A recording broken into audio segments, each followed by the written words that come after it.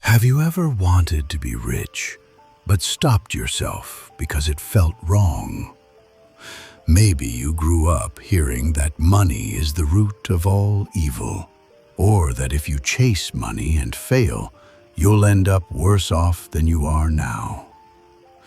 If any of this sounds familiar, this story is for you. It's about a man who spent years convincing himself that he was fine with little, until one day he realized that his fear of wealth was costing him everything that truly mattered. Stay until the end. It may change the way you think about money. In a small village surrounded by rice fields and mountains, lived a 30-year-old schoolteacher named Alex. Alex was a good man, honest, always on time for work, always helping neighbors when they needed him. But he was also stuck. He earned around $700 a month teaching at an elementary school. After paying rent, buying food, and sending money to his mother, he had maybe $30 or $40 left. Some months, nothing at all. His apartment had cracks in the walls. The roof leaked whenever it rained. His clothes were old and faded. He ate the same simple meals every day because that was all he could afford. And whenever people asked if he wanted more, a better job, extra income, anything, Alex would shake his head. "I'm fine," he would say. "I don't need much. Life is simpler this way." But that wasn't entirely true. The truth was that Alex was afraid. Afraid to try something new and fail. Afraid to look foolish. Afraid that if he reached for something bigger and missed, he would lose even the little security he had. So he told himself a comfortable lie. Money doesn't bring happiness anyway. Rich people are stressed. Simplicity is better. Those were not beliefs. They were shields. Yet at night, when the apartment was quiet and dark, Alex would lie awake thinking about his mother. Every year, her knees got worse. She could barely walk without pain. She needed surgery. He knew it. But he also knew he didn't have the money. Not even close. He had saved around $400 in 2 years. The surgery would cost thousands. And that gap between what he had and what she needed kept him awake most nights as he stared at the water stains on the ceiling. Sometimes he would think, if only I could earn more money. But then the fear would return. What if I try and fail? Better not risk it. Better stay where I am. One Tuesday evening, Alex got a call from the hospital. His mother had fallen. Her knees had finally given out. She wasn't in danger, but the doctor said that if she didn't get surgery soon, she might never walk properly again. Alex rushed to the hospital. He sat in the waiting room until the doctor came out. "Your mother needs surgery within the next 2 months," the doctor said plainly. "The total cost, including recovery, will be around $3,000. $3,000. Alex felt his chest tighten. He had $420 in his account. At his current savings rate, maybe $40 a month if he was lucky, it would take him 6 years to save enough. His mother didn't have 6 years. Alex sat in the hospital hallway for a long time, watching other families come and go. Some looked worried, some relieved, but all of them could afford to be there. And suddenly something snapped in his mind. All those years he had convinced himself that staying poor was safe. It wasn't safe. It was simply easier than facing his fear. And now his mother was paying the price for his fear. He looked at his hands, the same hands that had pushed away opportunities to learn new skills, rejected chances because they seemed risky, chosen comfort over growth every single time.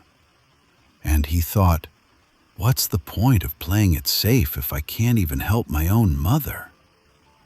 The next morning, Alex did something he had never done before. He went to see Mr. Navarra. Mr. Navarra owned a small but successful business in the village, importing goods and selling essentials. He wasn't extremely wealthy, but he lived comfortably.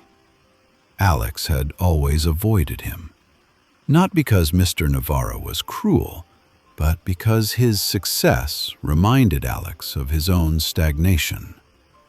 But now, Alex no longer had the luxury of pride. He needed help. When Mr. Navarra opened the door and saw Alex standing there looking exhausted, he didn't ask many questions. "Come in," he said. "Sit down. What happened?" Alex explained everything. The surgery, the money he didn't have, the fear he had carried for years. Then, with a trembling voice, he asked, "Could you lend me the money? I'll pay you back. I don't know how quickly, but I will." Mr. Navarro was silent for a moment. Then he said, "I'll help you, but not the way you think." Alex looked confused. "I could give you $3,000 right now," Mr. Navarro said. "Your mother would get the surgery. Then you'd spend the next few years exhausting yourself trying to repay me. And after that, the next crisis comes and you're back here again." He leaned forward. "Or I can lend you the money with no interest. You can repay it when you're able. But while your mother recovers, I will teach you how to truly earn money. Not just get cash once, but create steady income." Alex blinked. "You would do that?" "One condition," Mr. Navarra said. "You have to really listen, not just nod your head and go back to hiding. If I spend time teaching you, you must put in the effort to learn. Deal?" Alex nodded immediately. "Deal." Mr. Navarra stood up and pointed through the window at 2 mango trees in his yard. "See those trees? I planted them the same year. Same soil, same sun, same water. One became strong and full. The other stayed thin and weak. Do you know why?" Alex shook his head. "Because I allowed one to grow. I didn't keep cutting it down because I was afraid it would become too big. I let its roots spread. I fed it properly. Now it gives fruit every year." Then he pointed at the weaker tree. "That one I kept trimming out of fear. I thought I was being responsible, keeping it under control. Now it barely produces anything." He turned back to Alex. "You've been trimming yourself down for years, thinking you were being careful. But you are not safe. You are just small. And being small does not protect you from life's problems. It only makes you powerless when they arrive." The words hit hard. "Here's what nobody taught you about money," Mr. Navarra continued. "Money is neither good nor evil. It's a tool. A knife can cut vegetables or hurt someone. The knife doesn't decide. The person holding it does. He paused. 20 years ago, my own father needed surgery. I had no money. I borrowed from loan sharks and paid huge interest for years. That's when I decided, never again. I studied business. I failed twice before something worked, but I kept going. He gestured around the room. I'm not rich, but last year I helped pay for your neighbor's daughter's college. I covered Mrs. Reyes's hospital bill when her husband got sick. Not because I'm special, because I stopped being afraid of building wealth. Then he looked directly at Alex. So the real question is not whether you should want money.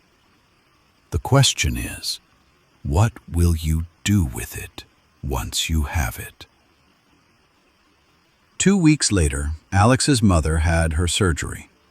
While she slowly recovered, Alex began learning. Mr. Navarra did not sugarcoat anything. You want more income? Solve someone's problem. Do it better than others. Charge a fair price. That's it. Alex began paying attention to the world around him. He noticed many parents wanted their children to learn English, but the only options were expensive tutors in the city. An idea formed. Weekend English lessons, small groups, affordable prices. He started with 4 students, charging $30 a month each, $120 a month. Not huge, but it was something. The first months were difficult. Lesson planning took forever. Some parents doubted his ability. Alex constantly doubted himself. By the 3rd month, 1 student quit because they found a cheaper option. Alex panicked and rushed to Mr. Navarra. Should I lower my prices? Mr. Navarra simply asked, Are the other children learning? Yes. Then don't lower your price. Improve your teaching. Make yourself valuable. So Alex worked harder. He sent monthly progress reports to parents. He added extra materials. By month 6, he had 7 students. By month 8, he had 9. By the end of the first year, he had 15 students. Alex hired a friend to help teach classes. He started repaying Mr. Navarra $100 a month. Slowly, consistently. By the 2nd year, he had 22 students. His classes had developed a reputation. One day, a wealthy parent offered him double payment for special treatment for their child. The old Alex would have been tempted, but he said, No, I charge a fair price for good work. That doesn't change depending on who asks. The parent actually respected him more for it. Word spread. Alex was a man with principles. 4 years after that phone call from the hospital, Alex walked into Mr. Navarra's office holding an envelope. Inside was $3,000. The full repayment of the loan, plus an extra $1,000. Mr. Navarra raised an eyebrow when he saw the extra money. What's this for? Alex smiled. For the next person. Someone once helped you. You helped me. Now, I'll help whoever comes next. Mr. Navarra smiled quietly. You finally understand. Alex's mother could walk again. His English program was thriving. For the first time in his life, he had real savings. But the biggest change was this. He was no longer afraid. He realized that building wealth, real wealth, earned the right way, was not greed. It was responsibility, the ability to help when help was needed. Have you ever wondered why so many of us feel guilty about wanting money? Most of us carry beliefs we never chose ourselves. We inherited them from parents, society, random phrases heard in childhood. Money is the root of evil. Rich people are greedy. Wanting more is selfish. These ideas sound wise, moral, virtuous, but sometimes they are simply fear wearing a disguise. Alex was not noble for staying poor. He was scared. Scared of failure. Scared of judgment. Scared of losing the little security he had. And that fear almost cost his mother the ability to walk. That is what changed for him, and what can change for you. Money itself is neither good nor bad. What matters is what you do with it. You cannot help people from a place of helplessness. You cannot pour from an empty cup. Building wealth is not greed. It is building the capacity to do good. And yes, it's frightening. Starting something new, risking failure, exposing yourself to judgment.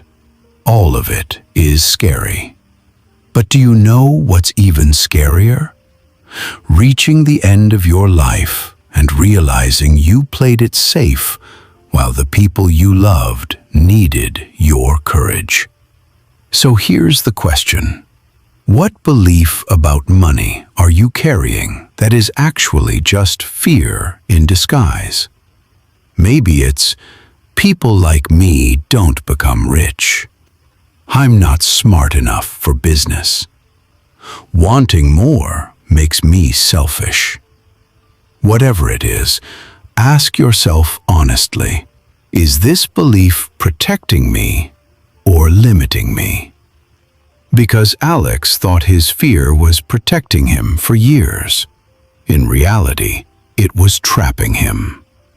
The moment he decided to grow, everything began to change. Not overnight, not magically, but steadily. If this story touched you, share it with someone who feels stuck in the same trap Alex once lived in. And remember, do not let fear decide your future. You are capable of far more than you think.